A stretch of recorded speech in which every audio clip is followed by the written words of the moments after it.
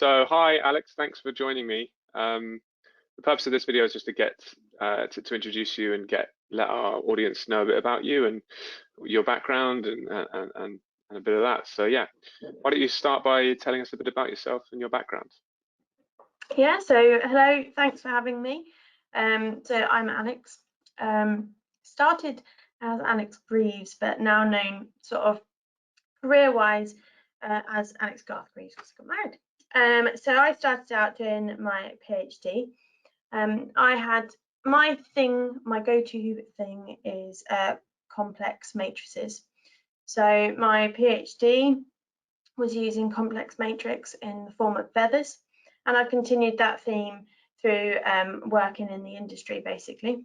So after my PhD, I went over to LGC and worked in veterinary compounds, but worked with urine samples, various other matrices, semen, blood, so on.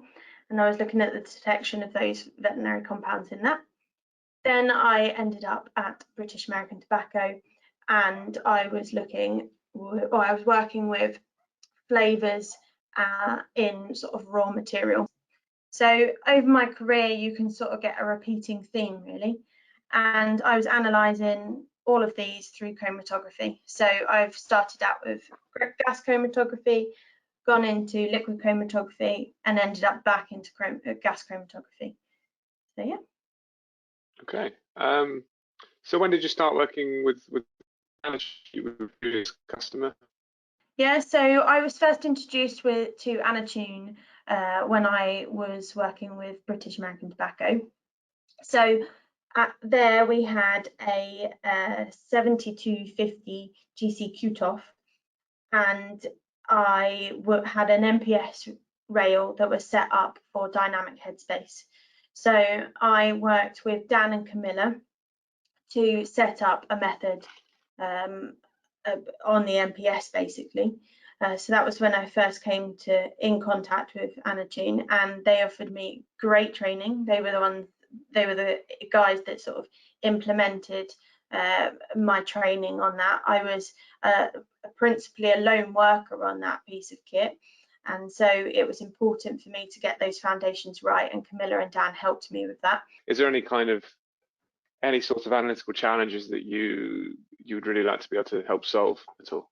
My career really has started in sort of forensic testing. So the idea of not really knowing what is in that original sample and trying to find out and put a story together about what you can see in front of you. So there's a lot out there of whether you want to say wastewaters, effluents, personal care products coming into the environment, pharmaceuticals having an environmental impact, and these sort of things that we don't quite know. We use them readily, and that's where my passion point is from my PhD, is that it was based on the Vulture crisis, and I can talk for England about this subject, but it was based on the Vulture crisis. You had a massive ecological disaster of nearly 95% vulture populations dying off, and no one ever thought. Everyone thought that it was persecution. It's common in the African subcontinent that actually the persecution's the first go-to thing, but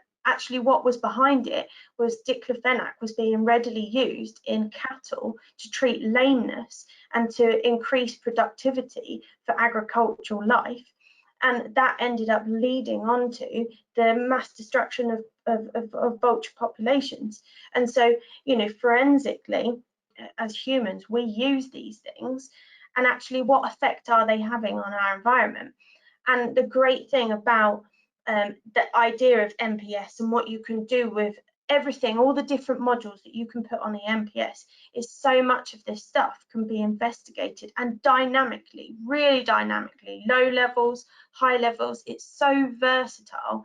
And what was nice is throughout my career to end up at BAT and to use that MPS in environmental samples, raw materials, plant samples, green, material, to be able to link all of that and to find out what compounds were in what I was looking at, is sort of is really interesting, and that's really quite cool how we're able to do that in 2020, and how I can do it from home is even better if you want to link it, heaven forbid, to the COVID-19 situation that we're in at the moment.